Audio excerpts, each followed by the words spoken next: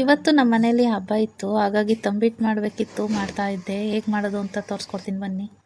ನೋಡಿ, ಈ ಕಡಲೆಕಾಯಿ ಬೀಜನ ಹುರ್ಕೊಂಡು ಸ್ವಲ್ಪ ಒಂದೆರಡು ರೌಂಡ್ ತಿರುಗಿಸ್ಕೋಬೇಕು. ಇದು ಕಡಲೆ, ಇದನ್ನು ಹಾಕ್ತೇನೆ. ಒಂದು ರೌಂಡ್ ತಿರುಗಿಸ್ಕೊಂಡ್ರೆ ಸಾಕು. ನಾನು ಸ್ವಲ್ಪ ಜಾಸ್ತಿ ಹುರ್ಕೊತಿದ್ದೀನಿ, ಅದಕ್ಕೆ ಕಡಲೆಕಾಯಿ ಬೀಜ ಹಂಗಾಗಿದೆ.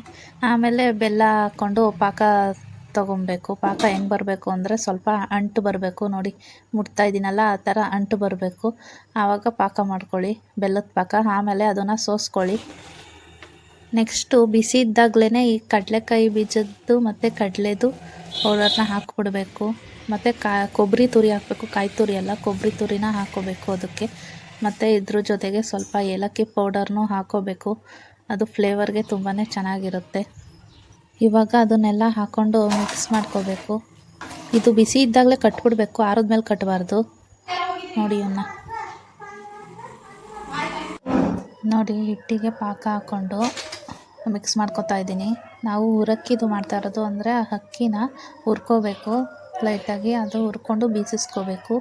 ನೋಡಿ, ಇದು ಪೂಜೆಗೆ ಈ ಥರ ನಾನು ಮಾಡಿದ್ದೀನಿ. ಇದರಲ್ಲಿ ಒಳಗಡೆ ತುಪ್ಪ ಹಾಕ್ಕೊಂಡು ದೀಪ ಹಚ್ಕೋಬೋದು, ಇಲ್ಲಾಂದರೆ ಮೇಲೂ ದೀಪ ಇಡ್ಬೋದು.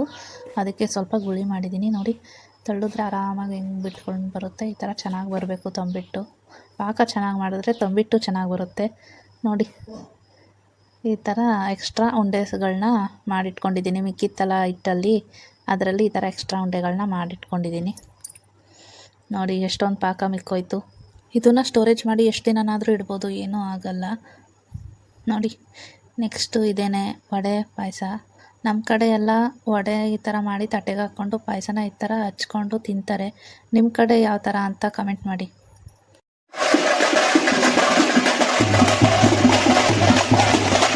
ನಾನು ದೇವಸ್ಥಾನಕ್ಕೆ ಹೋಗಿದ್ದನ್ನ ವಿಡಿಯೋ ಮಾಡಿಲ್ಲ, ಯಾಕಂದರೆ ಫೋನ್ ತೊಗೊಂಡು ಹೋಗೋಕ್ಕಾಗಿಲ್ಲ ನನಗೆ. ಅದಕ್ಕೆ ಇದೇ ನೋಡ್ಕೊಬಿಡಿ.